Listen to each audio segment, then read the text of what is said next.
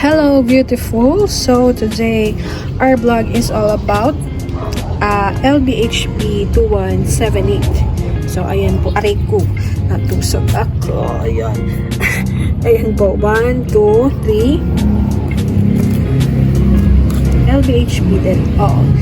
Ito 4 and we have 5. Ayan. So let's go. Ano yan? Ano ka din yan? So, aray ko. May natutusok talaga. Kaya, ayan. So, asan ba yung ano natin?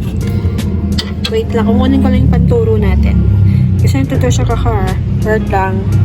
Ayan. So, may pang turo na tayo. Ayan. So, mas kita pala yung turns nila, ay yung kanilang ribs dito sa side. Look on the side. So, maganda po sila, no? So, meron po akong lime color. Actually, dahil na-stress na yung kulay, I think ito po iyon. Mas lime yung color niya. And kapag po na-stress po yan, ito po yung kulay niya.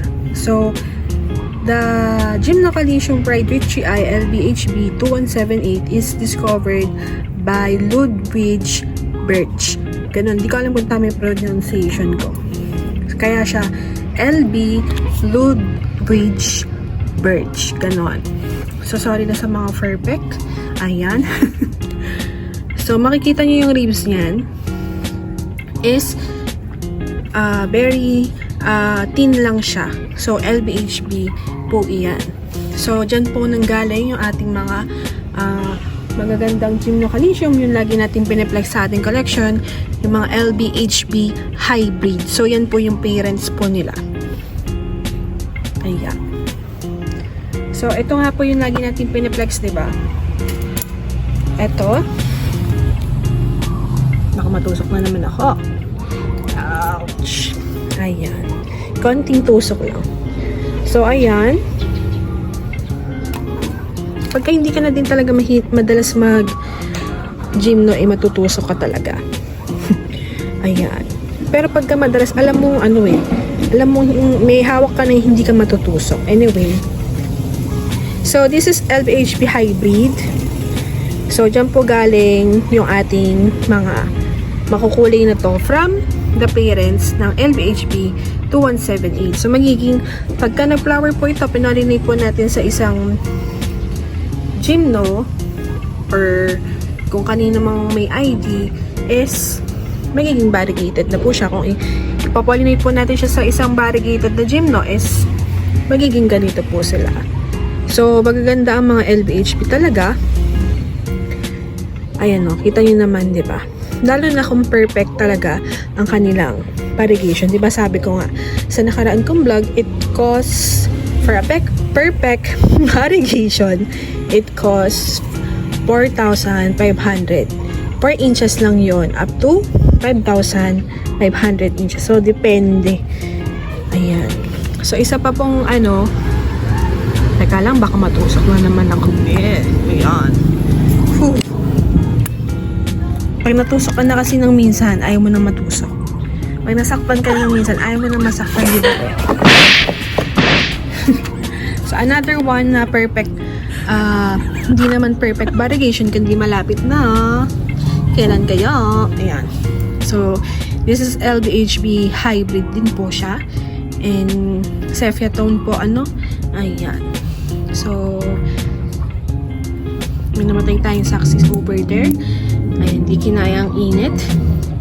Anyway, so, ayan, ang ating another LBHB hybrid. So, meron pa tayo dito. Ayan, yung mga Pride Richie Eye natin. And this one. Ayan o, diba? Sabi natin kay kay parents. Ayun. O, diba? Siya. Diba? Malaki lang siya. Pero, ganyan po siya. So, yan po yung parents. So, kalat na po ang LBHB sa buong mundo.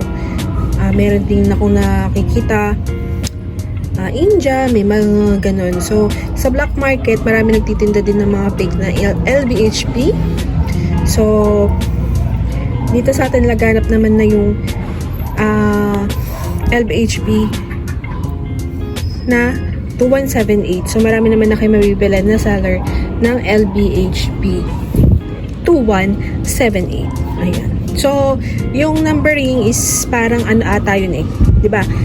Ludwig Birch. Tapos yung 2178, parang sa country kung saan siya naggaling. Oo. Kasi pag nag-search kayo, wala masyadong about kay LBHP 2178. Ang ibibigay lang sa inyo is yung mga nagsasale ng cake tools. Ganun. So, basta yung 2178 from the origin kung saan siya nanggaling, mga ganun eh. Saan ko ba ito kinuha? And then we have another one. Ito din mo. LBHP Hybrid. Nakita niyo naman. Diba ganun na ganun ang kanyang ano, ang ribs. And this one, ayan. So, alam ko, itong gym na to dati, half lang meron siyang variegation, ngayon pakalat na siya. Ayan. So, asan pa? Meron pa ba? Ayan, yung mga ganyan. Mga line-line na ganyan. So, the LBHB 2178, meron po yung ano, meron po yung iba't ibang kulay. May lime color, tas ito yung sa akin lime from the Jackie Pauta. And then, ito yung stress color niya. May naka-stress color. So, minsan sinasabi nung, may nagsabi na, ba't po ganun nung dumating po sa akin, hindi na po siya ganitong kulay. Naging green na po siya, sabi. So, yun nga po. Ito po yung stress color nila. Ayan. So, meron pa yung medyo madilaw. Tapos, pag nai-stress is nagiging medyo maroon. Mamula-mula. And then, yan. Magiging ganyan siya. So, meron pa tayo dito. Ito maganda eh. Maganda talaga siya. Ito. Siya yung pinaka-gusto ko sa mga nabilan ko na LBHP from Green Zone. Ayan. So, may kamahalan pa rin ang LBHP 2178. Parang nasa 250, parang ganun. So, hindi ko lang alam kung this Christmas is mag-sale yung ibang mga seller. So, maybe magsisale yung mga yan. For sure.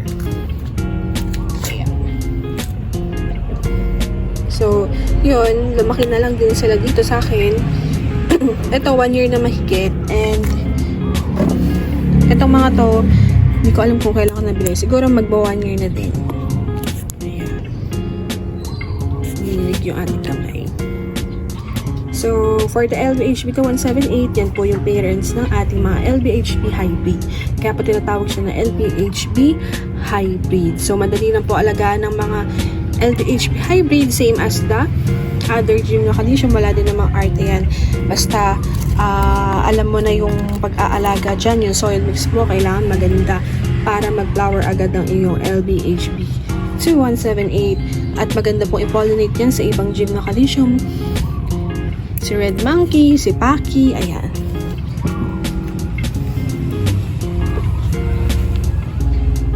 So, talagang iba, lagpas na sapat, pero wala tayong time.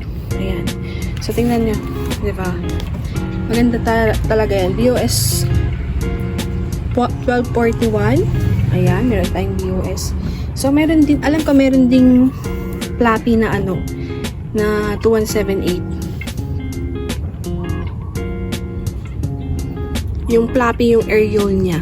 Alam ko, meron din ganun. So, mas mahal yung ganon, yung mga hybrid na LBHB 2178, yung Flappy, yung aerial nila makakapal, ganon. So, yun lang ang ating topic for today about the LBHB 2178. Chinismis ko lang kung saan galing yung ating mga LBHB hybrid kasi di ba lagi naman natin piniplex po iyan. So, meron pa dito. Ayan. Yung ating Zephia, pinex ko na dati. Ayan. O, ito malalaki yung ano niya, oh. Kasi malaki siya eh. So, depende pa rin kung saan siyang galing parents yung kanyang mga ribs. And then, so yun lang. May pa-flower na naman siya. So, thank you for watching at Everything Nice at Mitch Succulent Love. This is your nurse Pantita saying God bless po. At lagi mag-ingat. Ayan.